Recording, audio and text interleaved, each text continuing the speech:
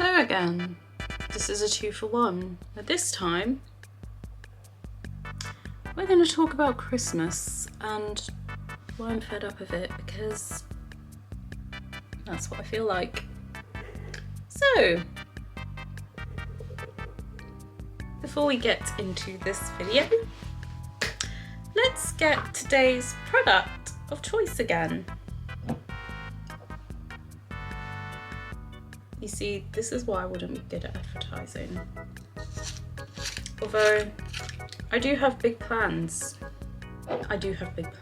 Because next year I'm going to audition for Hell's Kitchen to see if I can get far without culinary experience. I do have a GCSE in catering.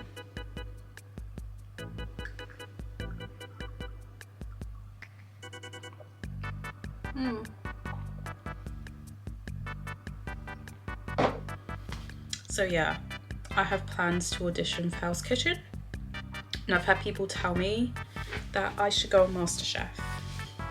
I'm really hoping there are MasterChef auditions because I want to go on it. I want to go. Please give me deals. And Samsung as well, give me deals, please. Okay, enough. So, Christmas. Think about the tinsel, the trees, the fucking turkey. And of course, if you're in the UK and you love your soaps, think of the times where you've watched many episodes of EastEnders where you've got the family having Christmas dinner, and then all of a sudden, oh, there's a surprise baby. Or, as an added bonus, somebody has cheated. And then of course, this is the part I hate, or used to, because I don't watch soaps and things like that anymore, but whenever I used to watch EastEnders Christmas specials, especially with my parents, I will tell you now, I hated the bit where they chucked the food away. You had the delicious turkey with all the trimmings and the stuffing and the roast potatoes being chucked away.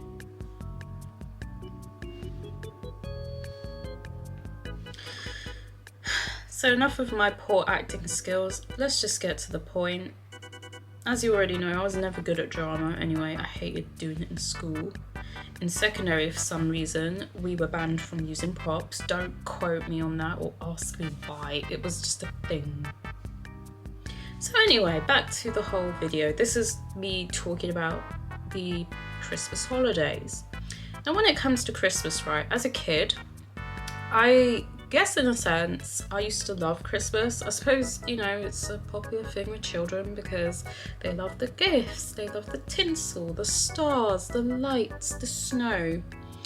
But the older you get, the more you realise you hate it and it's another fucking day. Because for me personally, the main thing I look forward to is having time off work. Because let me tell you, I get Christmas Day, Boxing Day, and New Year's Day off. Christmas Eve I finish early, I do a half day, woohoo. New Year's Eve I finish early, but in between those periods, I book time off because you see, I am not going to come in to a near empty building. I don't want to do it, I don't want to do it. But unfortunately, if you work in certain industries, i.e. the care industry, because I used to work in the care industry as an admin assistant, then you don't really get as much time off, I guess, because, you know, you're always needed somewhere, you're always needed for emergency cover. So sorry to you all who don't get time off. But anyway, I think a lot of people are fed up of Christmas. I mean, for me, it's very difficult to celebrate it because I had a cousin who was one of the only family members that I was really close to who unfortunately was stabbed to death a week before. So as we're in November right now, we're nearly at the end, and as we approach December 17th to be specific, I just think about the whole situation again. You know, I was in my old job, my part-time job, and I remember a think it was after 4 o'clock. I was in the office just doing some filing. My mum calls me and tells me that she has news, and I asked her what it was. She didn't want to tell me. She waited until I got home, and then she told me my cousin was stabbed and was in hospital. So we're rushing around, we're changing, we're taking a cab to go to the hospital. One of his friends meets us and tells us he died. And then my mum is collapsing on the street. I'm trying to hold back from crying. Oh my god, I feel like I'm gonna cry right now, and I'm not used to that. So, you know, I'm holding back my tears because I'm trying to help my mum get up off the fucking cold floor. And then we go into the waiting room, and my aunt is just in absolute tears. She's just, you know, because for her in particular, as my cousin was her son, obviously, Christmas is not a good holiday, because the thing is if people mention Christmas to her, she gets really upset. And when it comes to Christmas presents, you know, I do get her gifts and things, but I don't really say it's a Christmas present because I don't want to say something that makes her feel a certain way, if it makes sense. So I have to kind of be careful of the things I say and do. And I think what's depressing as well with Christmas in relation to my cousin dying is it was a week before. So, you know, when I hear Christmas songs, I see all this stuff around me, it just puts me in this situation where I'm just reliving the same day over and over again. And, you know, just thinking about the funeral here, the funeral abroad, and it's a lot to take in.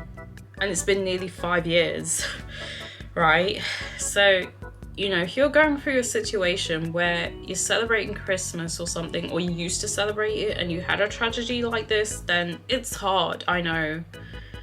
And it's not even just that, but the cost of living crisis doesn't help, because, I mean, let's face it, we're living in survival mode. I mean, one of my colleagues said this to me, and this was when we were just casually chatting after our ex-head of service died due to stage 4 terminal cancer. And she said that we are living in survival mode, and it really puts into perspective how much of your time and energy is sacrificed for work. Because, I mean, when you think about it, you've got lots of families that cannot afford to have their ideal Christmas. Because, I mean, first off, food costs a lot, right? I mean, I don't know how much a fucking turkey is or a roast chicken, because when it comes to the actual day, my mum and I, we don't cook those things. I mean, I don't really like turkey. I'm a chicken and fish/seafood girl. My mum is the same. She cooks traditional Jamaican food because she's Jamaican. She doesn't really, you know, but then again, that's her preference and it's okay. So, you know, we cook traditional Jamaican cuisine. I do the salad. She does like chicken curry, rice and peas. Sorry, curry chicken. I think that's the correction. Please correct me if I'm wrong, because I don't want to butcher the cuisine. So, you know, she cooks things like that. I do salads. I do these little fried chicken pieces. I wish I could show you a photo. I'm probably gonna have a photo somewhere because I do cook things. So there's a photo that's gonna appear because I've edited this. So, you know, she does those things. I do salads. Shit, what am I on? So I was talking about food. Let me just recap before I go into a tangent again, because I have a habit of doing this in my videos since my brain is working in total overtime. It's like I'm at work where I'm constantly on the go and I can't help it. So, you know, she cooks chicken curry, rice and peas. She does this amazing macaroni cheese dish as well, and I do have a photo somewhere. So again, they're gonna come up as I edit this, because obviously this is going through the editing process. So she does all these amazing foods and I help as well, because we don't really do traditional Christmas dinner. I mean, turkey is turkey. It's dry unless you put gravy on it. It's okay. It's just not, you know, I think this is the wine talking, but I can still see the camera. But yeah, you know, Christmas turkey is, yeah, I can't really rate it that much. But, you know, she does roast potatoes and all that. So she's the type of person where if she cooks, it's like she's cooking for an army. You got food that lasts for days, in a good way, of course. And that is where I get my cooking techniques from. No offense to my dad, but his cooking is a bit questionable. So going back to the whole Christmas thing, I think the part I'm most fed up of is the materialistic aspect. And I know it's a bit ironic because I am a materialistic person to a degree. You might have seen my shorts where I like to take myself to restaurants and things like that, because I do love to indulge. And I'm going to be real and say I do love to indulge because, I mean, of course, I want to showcase who I really am. I don't want to deceive people. But I think what I'm sort of explaining is when it comes to Christmas shopping in particular, it's almost like people are preparing for the end of the world, because you see so many people just rushing around doing their shopping. And when I'm doing shopping and I see people like that, it gives me anxiety because I don't like crowds. And when I'm doing shopping, I just want to get in, get what I need, get out. That is after I pay, of course, because I always pay. But when I see people shopping, it really gives me anxiety. I can't deal with it, you know? And I guess I can say as well, where children are concerned, one thing I noticed, which is very common, is you've got lots of kids getting iPhones and such for Christmas and Stanley Cups. I don't know what is wrong with the Stanley Cup craze because I'm not American, so if somebody can fill me in, that's great, please fill me in. But I've been seeing bits and pieces where people are going crazy over these cups. I don't know why. I mean, here, one of them is like nearly 50 quid and I don't get it. It's a tumbler. I don't get it. Maybe it's just me because I'm not in tune with certain trends, because I'm not, you know. But I don't know, you just see kids wanting these obscure gifts, these very expensive things. I mean, when I was a kid, I wanted an arcade machine with Tekken on it for Christmas. But I couldn't get one, I knew that, but still. Although I did get an iPod Touch when I was 15. And I remember my mum played this trick on me where she said she didn't get it. And I was like, a bit surprised, but I was like, oh, it's okay, I can just save the money on my birthday, because she wanted to test how I would react. And I remember seeing it in my bedroom. It was wrapped and I thought it was a watch because of how the container looked, and I opened it and I remember hugging my mum to the point where I almost choked. And even though I wanted the 32GB one, I was still happy with the 16GB, because I think for me what it was the fact that my mum took the time and the patience to get me a gift, and I was just grateful.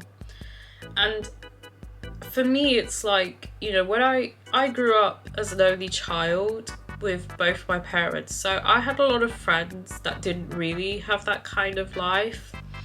And some people, at least in secondary school, thought I was posh and spoiled. But then, you know, just because I had friends who came from single parent households and things like that, I didn't treat them differently. It's like, if you're my friend, you're my friend. I'm not going to treat you a certain way because you come from a single parent household, for fuck's sake. I mean, I didn't even grow up in a posh house. I grew up in a fucking council flat. And I've always appreciated the things that my parents have done for me, the things that they sacrificed for me, and I still do, because I'm one of those people that wants to take that in, if that makes sense. So I guess what I'm saying is, you know, I never really was I mean, I got the things I wanted, but I wasn't spoiled. I mean, my parents taught me about many values, like the value of money, saving, which is something I'm heavily invested in because I have too many finance books as is now. And I listen to a lot of financial podcasts because I'm one of those people that likes to learn things that way. I mean, I learned more from books than I did going to school. I keep waffling on, I'm really sorry. But yeah, the point is, I've always appreciated the gifts that I got.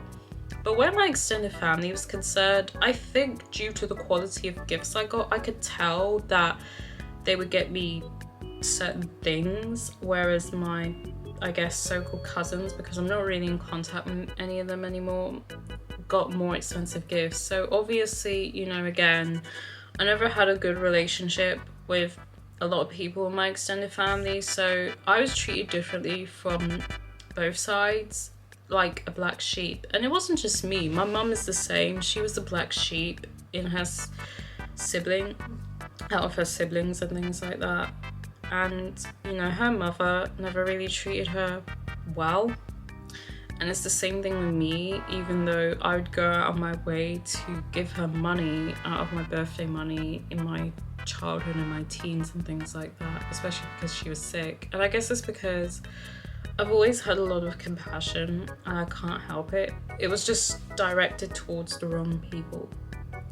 So, you know, where Christmas gifts are concerned, I could tell that most of my cousins got more things and I didn't, because again, I was the black sheep. And now as a 26-year-old, it's like, it's okay because I can fund my own shit. I work full time, so if I want something expensive, I'll save the money and I'll get it myself, because I've been taught to be self-sufficient. I know I sound hardened sometimes, and I don't mean to sound that way, but I think because of certain experiences, it's like, you know, this is why I am the way I am, and I hope you understand, if that makes sense. But yeah, with Christmas, the consumerist aspect, if that makes sense, is a bit of a bother. I mean, it's not even just the fact that you've got all these bloody sales, so-called sales, that don't even count for much, because fucking hell, right? But it's also just the attitude of people, and also, you know, you've got all these bloody Christmas advertisements now. And I know with modern advertisements, because we're in a whole new political era, there's controversy. I don't really want to get into that, because then that's me going into another fucking tangent. But the point is, with Christmas, there is too much materialism. I mean, for me personally, I don't really care for the holiday much. I don't care for it now because my cousin, as I mentioned, was stabbed a week before. But all I give a shit about is making sure that I have a roof over my head, I'm with the people I actually care about, like my close family and friends, because I'm not a total social recluse, and having good wine, food, etc. I'm gonna end this here. My battery's dying. Thanks for the tune in or whatever. I'm gonna go now because I'm hungry. I haven't eaten all day. I had Greg's BBQ chicken bites. That's not good, but I exercised today. That's good. I can see the battery dying, so I'm gonna fuck off now. Bye! And keep being eccentric and totally you, okay? Don't change for anyone, because when you do that, I don't know what the message is.